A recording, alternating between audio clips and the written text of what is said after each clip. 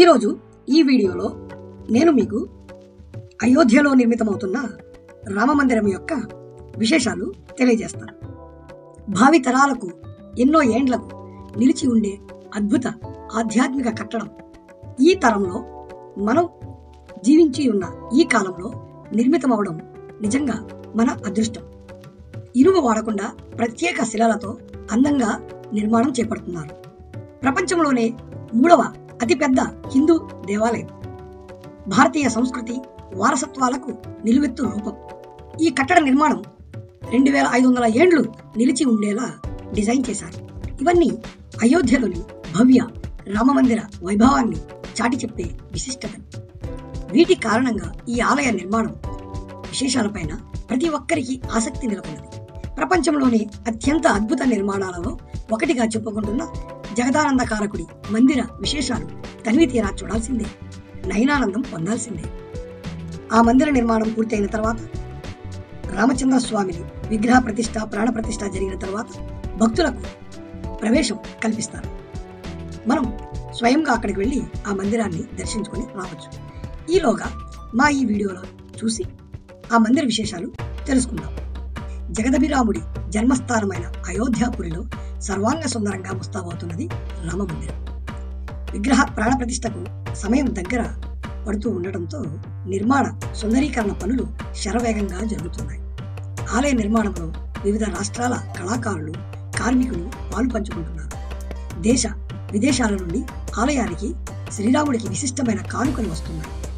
ప్రస్తుత రామమందిరం డిజైన్ 1989లో రూపుదిద్దుకున్నది. దేవాలయాల ఆకృతులను రూపొందించడంలో నిష్ణాతులైన సోంపుర కుటుంబీకులు ఈ డిజైన్ను అందించారు. అప్పటి విశ్వ హిందూ పరిషత్ అధిపతి అశోక్ సింఘాల్ విజ్ఞప్తి మేరకు ఆయన అయోధ్యకు వెళ్లి భూమిని పరిశీలించాలని నిర్ణయించుకున్నారు. కానీ అక్కడి కట్టుదిట్టమైన భద్రత నడుమ అది కుదరలేదు. దీంతో ఆయన భక్తుడి వేషధారణలో లోనికి వెళ్లి కాలి అడుగులతో ప్రాంగణాన్ని కొలిచారు. అనంతరం డిజైన్ రూపొందించారు. ప్రధాన ఆలయాన్ని ఎల్ఎన్టీ కంపెనీ నిర్మించగా ఉపాలయాలు, ఇతరత్రా నిర్మాణాలను టాటా కన్సల్టెన్సీ ఇంజనీర్స్ లిమిటెడ్ నిర్మిస్తుంది. అష్టభుజి ఆకారంలో గర్భగుడి నిర్మాణం జరుగుతున్నది. ఈ నిర్మాణం తీవ్ర భూకంపాలు వచ్చినా, మరి ఏ విధమైన విపత్తులు వచ్చినా కనీసం 2500 సంవత్సరాలు ఆలయం వాటికి తట్టుకొని నిలబడేలా డిజైన్ చేసినట్లు ఆర్కిటెక్ట్ ఆశిష్ సోంపుర తెలిపారు. అయోధ్య ఆలయ ప్రాంగణంలో 27 నక్షత్రాలకు సూచికగా 27 మొక్కలను గతంలో నాటారు. భక్తులు తమ జన్మ నక్షత్రాన్ని, రాశిని అనుసరించి ఆయా చెట్ల కింద కూర్చొని ధ్యానం చేసుకోవడం కోసమే ఈ వాటికను ఏర్పాటు చేశారు.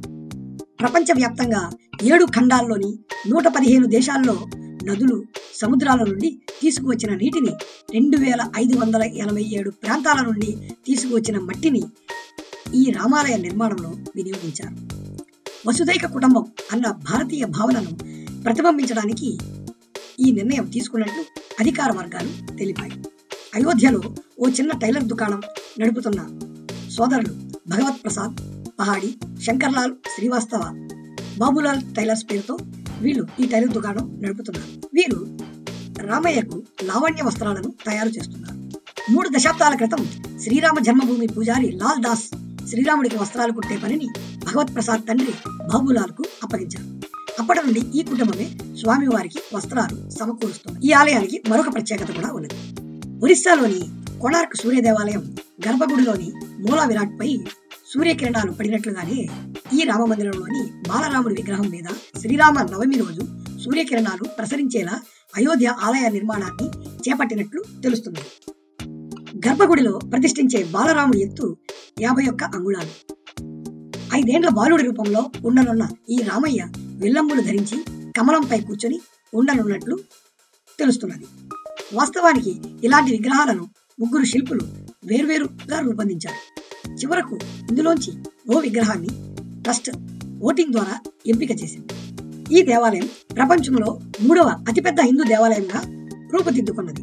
ప్రస్తుతం అంకోర్ వాట్లోని దేవాలయం ప్రపంచంలోని అతిపెద్ద హిందూ దేవాలయంగా రికార్డుల్లో ఉన్నది. తరువాత స్థానాన్ని తమిళనాడులోని తిరుచిరాపల్లిలో ఉన్న శ్రీ రంగనాథస్వామి దేవాలయం చేరుతుంది. ఆ రెంటి తరువాత 3వ అతిపెద్ద హిందూ దేవాలయంగా అయోధ్యలోని రామమందిరం చరిత్ర పుటల్లోకి ఎక్కనున్నది. ఈ మందిర నిర్మాణంలో నేల, గోడలు, మెట్లు, పైకప్పు ఇలా అంతటా రాతినే వినియోగించారు. ఎక్కడ ఇనుము, స్టీల్, సిమెంట్, కాంక్రీట్ ను వాడలేదు. ఉత్తరప్రదేశ్, గుజరాత్, రాజస్థాన్ల నుండి ప్రత్యేక శిలలను తెప్పించారు. ఆలయానికి సమీపంలోని కరసేవక్పురంలో 30 ఏండ్ల కిందటే రాతిని చెక్కే పనులను ప్రారంభించారు. గత 30 ఏండ్లుగా దేశం నలుమూలల నుండి సేకరించిన 2 లక్షల ఇటుకలను ఆలయ పీఠం కోసం వాడారు. అయోధ్య రామమందిరం ప్రధానాలయంలోని తలుపులతో పాటు ఇతర తలుపులను నిర్మించే కాంట్రాక్ట్ను సికింద్రాబాద్ బోయినపల్లిలోని అనురాధ టింబర్ డిపో నిర్వాహకులు దక్కించుకున్నారు. యాదగిరిగుట్ట ఆలయ ద్వారాలను ఈ కంపెనీ ఎంతో నాణ్యతతో తయారు చేసిన విషయం తెలిసినదే. వీరి నాణ్యతను గ్రహించిన శ్రీరామ మందిరం ట్రస్ట్ అయోధ్య రామాలయానికి కూడా తలుపులను తయారు చేసే బాధ్యత వీరికి అప్పగించారు. అది తెలుగువారిగా మనకి ఒక గర్వించదగ్గ విషయం. ఈ అయోధ్య రామ మందిరం గురించి కొన్ని విషయాలు. ఈ ఆలయానికి శంకుస్థాపన ఆగస్టు 5వ తేదీ 2020 సంవత్సరంలో జరిగినది. ఈ ఆలయంలోని బాలరాముడి విగ్రహ ప్రాణ ప్రతిష్ఠ జనవరి 22, 2024 సంవత్సరం జరుగుతున్నది. ఈ మందిరం పూర్తి నిర్మాణం 2026 సంవత్సరానికి పూర్తవుతుందని అంచనా వేస్తున్నారు. ప్రధాన ఆలయ విస్తీర్ణం 2 ఎకరాల 77 సెంట్లు. నిర్మాణ విస్తీర్ణం 57,400 చదరపు అడుగులు. ఆలయం పొడవు 360 అడుగులు. ఆలయం వెడల్పు 235 అడుగులు. ఆలయ శిఖరం ఎత్తు 161 అడుగులు. ప్రవేశ ద్వారాలు 12. గర్భగుడిలో బాలరాముడి విగ్రహం ఎత్తు 51 అంగుళాలు. ఈ విగ్రహం భక్తులకు దర్శనం ఇచ్చే దూరం 35 అడుగులు. మనం 35 అడుగుల దూరం నుండి ఈ రాముణ్ణి దర్శించుకోగలం. ఈ రామమందిరం కాంప్లెక్స్ మొత్తం విస్తీర్ణం 110 ఎకరాలు. ఏకకాలంలో 10 లక్షల మంది భక్తులు ఈ కాంప్లెక్స్ లో ఉండగలరు. ప్రస్తుతానికి ఈ రామ మందిరానికి అయిన ఖర్చు 400 కోట్లు.